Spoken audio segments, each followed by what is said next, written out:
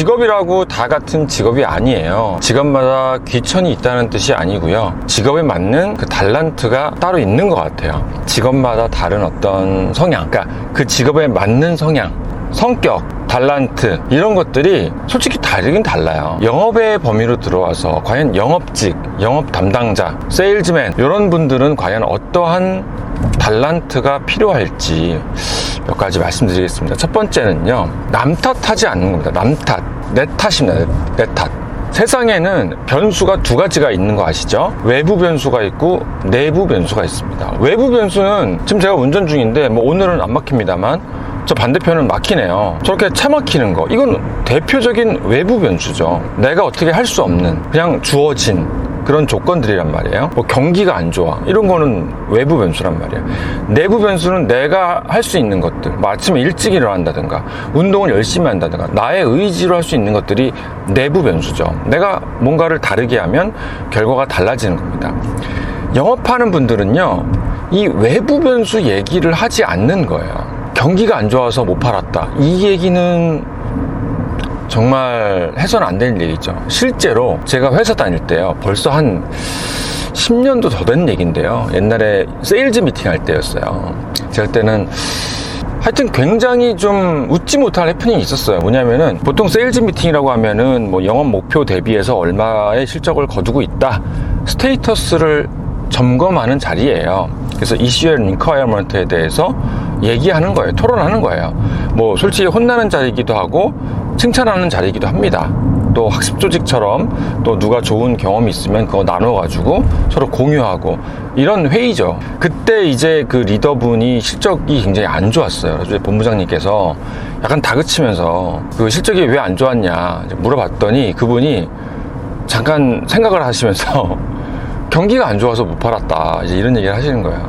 그때 뭐 난리가 났죠. 뭐 분위기 싸해지고.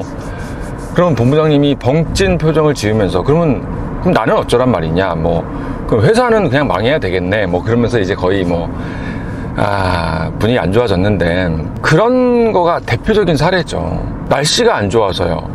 뭐 이를테면 내가 인사팀 직원이에요. 우리 회사 워크샵 계획을 짰어요. 지금이 만약에 6월인데 만약에 6월 뭐 20 며칠 날 야외에서 체육대회 같은 걸 하기로 했어요. 체육대회 하기로 했는데 마침 그날 아침 비가 오네?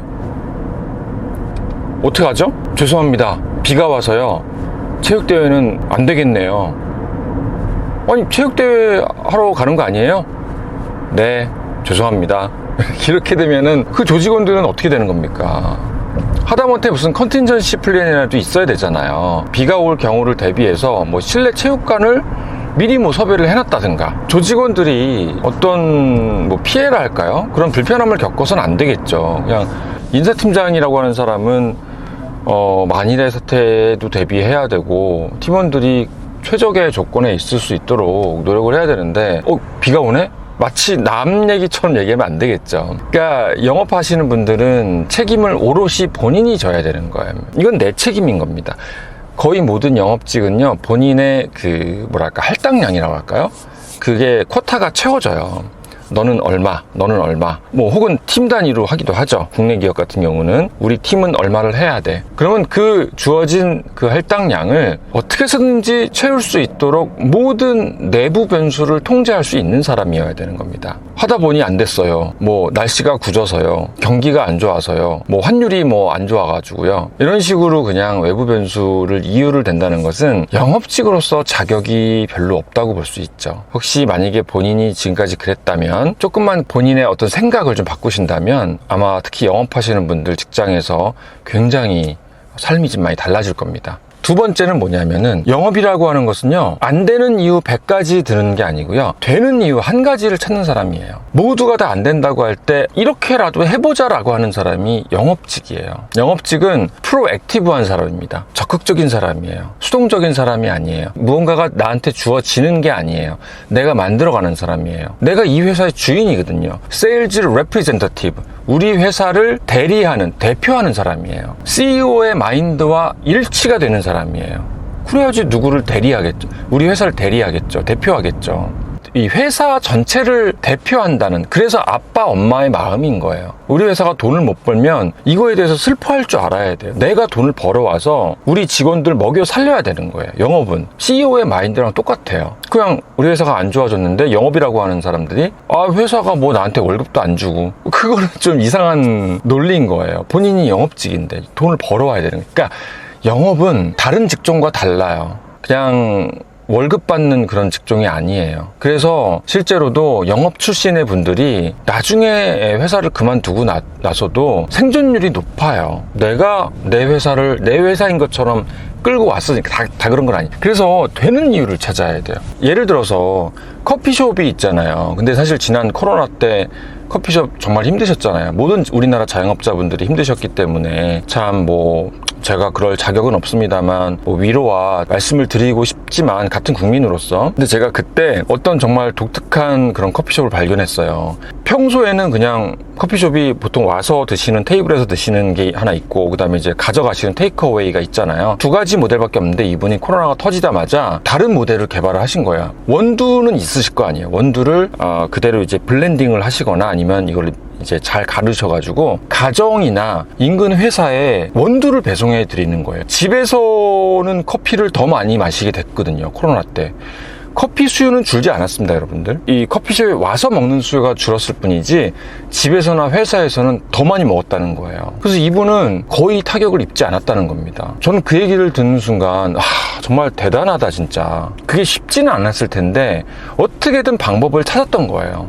아무튼 이런 식으로 영업직이라고 하는 것은 남들이 다 안 된다고 하고 그냥 포기할 때 어떻게든 되는 이유를 찾는 사람이 바로 영업입니다.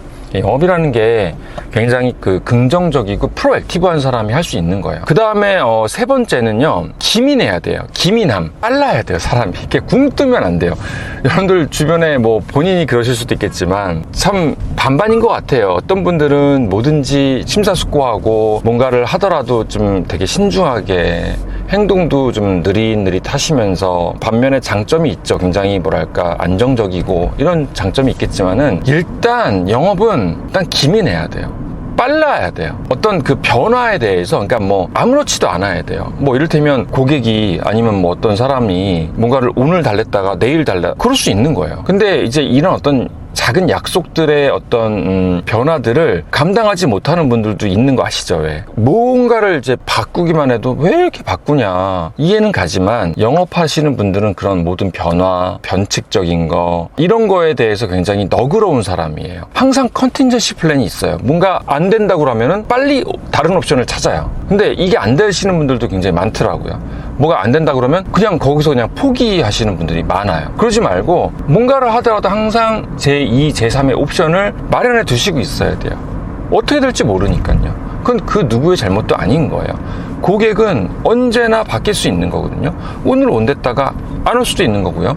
산다고 그랬다가 안 살 수도 있는 거예요. 또 견적 달라, 뭐 달라, 갑자기 들어와라, 별의별 일이 많은데 그때마다 운전하다가도 다시 180도, 90도로 운전대 틀어야 되거든요.